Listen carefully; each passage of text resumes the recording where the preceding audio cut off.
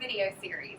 In today's episode, we'll explore the history of the Charles Mack Citizen Center, how it was started, and learn a few fun facts along the way.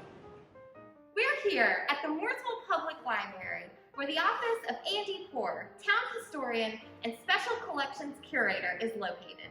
Who better to ask about the history of the Charles Mack Citizen Center than the town historian himself? Are you ready to get started, Andy? I am. Let's go. The Mooresville Public Library houses the Special Collections, which serves as the official repository of the local history, archives, and genealogical collections of the town of Mooresville. The Special Collections collects, preserves, and promotes the history and heritage of Mooresville and the surrounding area. During normal operations, the facility is open Monday through Friday. You can email and call the Special Collections for research, genealogical questions, and more. Contact info can be found on the Town of Mooresville website at mooresvillenc.gov. Andy, we get a lot of questions about the history of the Charles Mack Citizen Center. Can you tell us a little bit about what existed in the space on Main Street before the center was there? Well, sure. Yeah, I'll be happy to. Originally, when the town was first founded in 1873, a lot of Main Street was houses. And a lot of the early businesses, of course, started in the house, and then as they grew the houses, they would move the houses and build buildings. So in the area of the Citizen Center, on the early days, we had things like granaries and lumber yards and some other things that were located there that, of course, came and went over the years. And then about 19teens was the first brick buildings that were built that were there. Now, Belk's, which everybody associates as the site, actually started across the street in a building beside famous toaster. Belk's, of course, was built in the 1920s, so they built their building there in between, and it stayed there. That was the site for Belk's and, of course, People's Furniture and all, until the 1990s when Belk's decided to move out to their current spot out on 150. And then when that happened, of course, the building was vacated. Duke Power bought it, thinking they were going to move their base operations uptown and put up there, which they never did. And so the building, of course, was torn down because Duke was going to rebuild a whole new facility. Then it didn't, and so the land sat vacant for a few years beforehand. But Belk's was the primary, and everybody remembers it, of course, as Belk's being there from the 1920s forward. And like I said, it was the largest building there. And if you go in on your two side doors off of your main courtyard, there's the original tile still left of Belk's inside your foyers right there. So there's a little bit of Belk's still left at the building. Yeah, a little bit of history still there. Yeah. That's amazing. Yeah. And then, of course, Mooresville Citizen Center was the next yes. use of that space. Yes. And how did that come about? Well, the Chamber of Commerce, some business leaders downtown and others formed a group and decided to raise money to build the Citizen Center. And it was called the Mooresville Citizen Center first. And, of course, Lawrence Hospital at the same time was being sold to and moving out from where it's at. And I can't remember the name of the first group that bought it. But anyway, they used the money from the sale of the hospital as a seed to start the Citizen Center.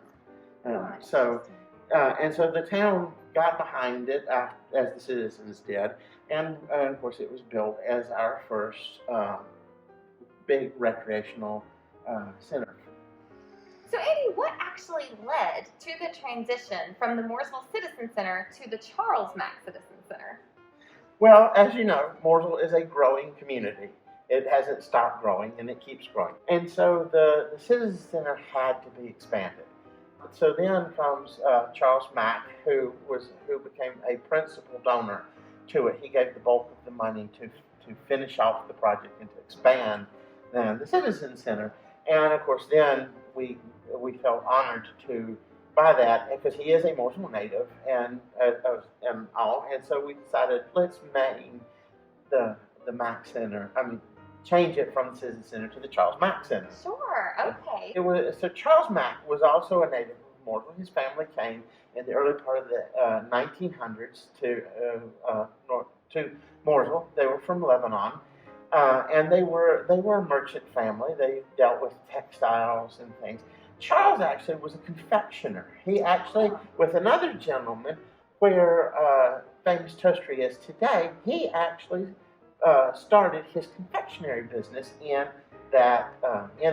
Of course, came up with the first recipe for the ice cream that became deluxe ice cream. Oh, neat. Then after that, he decided he wanted to change and of course grow, and so he moved and became a wholesale distributor. It was our first wholesale, and they were located on Center Street where the Mooresville Museum is today. That was his business and all. And John was his son, and of course John went into business and became a very successful CEO, and so he wanted to also honor his family and by the donations. So, oh, wow. Yeah, and we wanted to honor, of course, Charles because he was a prominent citizen of Mooresville. So. Right. So a lot of rich history with their family and Mooresville and Main Street specifically as well. Yes. Wow. Yes. Well, thank you. You're welcome. Well, Andy, one of the most frequent questions we get asked at the Charles Mack Citizen Center is what is up with the names of those banquet rooms? Can you explain where did the names come from? Okay. Well, the original names, the first ones, the Lawrence and the Burlington and the Moore, all came from the original building, the Citizen Center. Lawrence, of course, because that was the hospital, Lawrence Hospital, and since they used the funds from that, they decided they named one for Lawrence. Burlington Industries, which was the mill down here, which is now where Barcelona is, that was the biggest textile mill, and of course they gave another large sum, so they named Burlington. Now the Moore Room, of course, is named in honor of John Franklin Moore, right, who Mooresville, of course, is named for. So those were the first three major rooms of the center. Then when the center was expanded, the new rooms, the Merchants and the Cedar and the Peddler, were all named for the Mack family, for what Mr. Mack, the first Mr. Mack who came over, did as his trades. He was a merchant and a peddler and so forth, and so they named those rooms in honor of him with his. And of course, the two portraits of Charles and Miss Alice, and then of course the courtyard named for Miss Alice Mack, who was Charles's second wife, right, and John's mother. That's why the courtyard is named after her. The whole thing, but that's where those names come from the whole. Right, so very much tied to the history of Mooresville and also to the Mack family. Yes. Okay, yes. Great. Yes. Andy, thank you so much for talking with us today and taking the time. You're like a Mooresville encyclopedia. I really appreciate you sharing your knowledge with us You're today. quite welcome. I enjoyed it. We hope you enjoyed learning about the history of the Charles Mack Citizen Center and hearing from our town historian, Andy Poore. Thanks for watching. See you next week.